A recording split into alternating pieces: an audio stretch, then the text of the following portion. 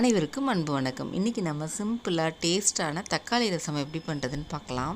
ரசம் நிறைய வெரைட்டி நிறைய மெத்தடில் வைக்கலாம். இன்றைக்கி தக்காளி ரசம் ஈஸியான மெத்தடில் எப்படி பண்ணுறது அப்படின்னு பார்க்கலாம். அதுக்கு முதல்ல ஒரு சின்ன எலுமிச்சம்பழ அளவுக்கு புளி எடுத்து ஒரு 2 டம்ளர் தண்ணியில் ஊற வச்சுக்கணும்.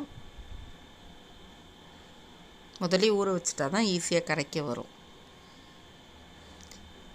தண்ணி ஊற்றி நல்லா இது ஒரு பக்கம் ஊறிக்கிட்டு இருக்கட்டும். அந்த நேரத்தில் 4 தக்காளி எடுத்துக்கோங்க. கழுவிட்டு ஒரு மிக்ஸி ஜாரில் போட்டு அதையும் அரைச்சி எடுத்துகிட்டு வந்துடலாம். கொஞ்சம் குறக்குறன்னு இருந்தால் பரவாயில்ல. அடுத்து ஒரு மிக்ஸி ஜாரில் 1 டேபிள் ஸ்பூன் மிளகு, 1 டீஸ்பூன் சீரகம், 1 டேபிள் ஸ்பூன் அளவுக்கு துவரம்பருப்பு சேர்த்துக்கோங்க, நல்லாயிருக்கும். 1 மிளகாய் பிச்சுட்டு சேர்த்துக்கணும். ஒரு 7 பல் பூண்டு மேல் தோலை மட்டும் உரிச்சிட்டு சேர்த்துக்கணும். கொஞ்சமாக கருவேப்பிலை. இதையும் குறப்பாக அரைச்சி எடுத்துகிட்டு வந்துடலாம். அது ஒரு கிண்ணத்தில் மாற்றி வச்சுக்குவோம். அடுத்து புளி தண்ணியை கரைச்சி ஒரு கிண்ணத்தில் ஊற்றிக்கலாம். நம்ம ஊற வச்சுருந்த புளியை நல்லா கரைச்சிட்டு வேறொரு கிண்ணத்தில் வடிகட்டிட்டு சேர்த்துக்கோங்க. அதே புளியிலேயே இன்னொரு டம்ளர் தண்ணி ஊற்றிட்டு நல்லா கரைச்சி அந்த தண்ணியை வடிகட்டி சேர்த்துக்கோங்க. இப்போ அதில் 1/2 டீஸ்பூன் மஞ்சள் தூள், 1 டீஸ்பூன் அளவுக்கு கல்லுப்பு சேர்த்துக்கோங்க. சேர்த்து நல்லா கலந்துக்கணும்.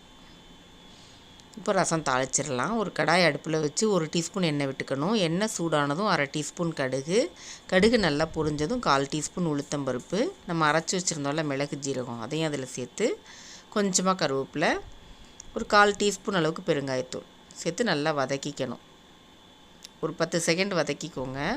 வதக்கிட்டு ஒரு பச்சை மிளகாயும் கூட சேர்த்துக்கலாம். நம்ம அரைச்சி வச்சுருந்த தக்காளியை அதில் சேர்த்துக்கணும். சேர்த்துட்டு ஒரு கிளறு மட்டும் கிளறி விடுங்க. தக்காளி அரைச்ச மிக்ஸி ஜாரையும் கழுவிட்டு சேர்த்துக்கலாம். ரொம்ப நேரம் வதங்க தேவையில்லை தக்காளி. இப்போது இதில் நம்ம கரைச்சி வச்சுருந்த புளி தண்ணியை சேர்த்துக்கலாம். உங்களுக்கு ரசம் இன்னும் கொஞ்சம் தண்ணியாக வேணும்னா இன்னும் 1 டம்ளர் தண்ணி கூட சேர்த்துக்கோங்க. சேர்த்துட்டு உப்பெல்லாம் போதுமானு பார்த்துக்கணும். கொஞ்சம் கொத்தமல்லி இலைகளை பிச்சு மேலே தூவிட்டு இது இப்படியே நல்லா அடுப்பை ஹையில் வச்சுட்டு ரசம் கொதிக்கிறதுக்கு கொஞ்சம் முன்னாடி ஆஃப் பண்ணிடணும். இந்த மாதிரி நுரக்கட்டி வரையிலேயே அடுப்பை ஆஃப் பண்ணிடணும். அப்போ தான் ரசம் நல்லா டேஸ்ட்டாக இருக்கும். நுரக்கட்டி வந்துருச்சு. இப்போ நான் அடுப்பை ஆஃப் பண்ணிட்டேன். அவ்வளோதான், நம்மளோட சூப்பரான சிம்பிளான தக்காளி ரசம் ரெடி ஆகிடுச்சு. ரொம்ப டேஸ்ட்டாக இருக்கும். ட்ரை பண்ணி பாருங்கள். ட்ரை பண்ணி பார்த்துட்டு எப்படி இருந்துச்சுன்னு உங்கள் பதிலை கமெண்ட்ஸில் சொல்லுங்கள். கூடவே நம்ம சேனலையும் சப்ஸ்கிரைப் பண்ணிக்கோங்க. நன்றி.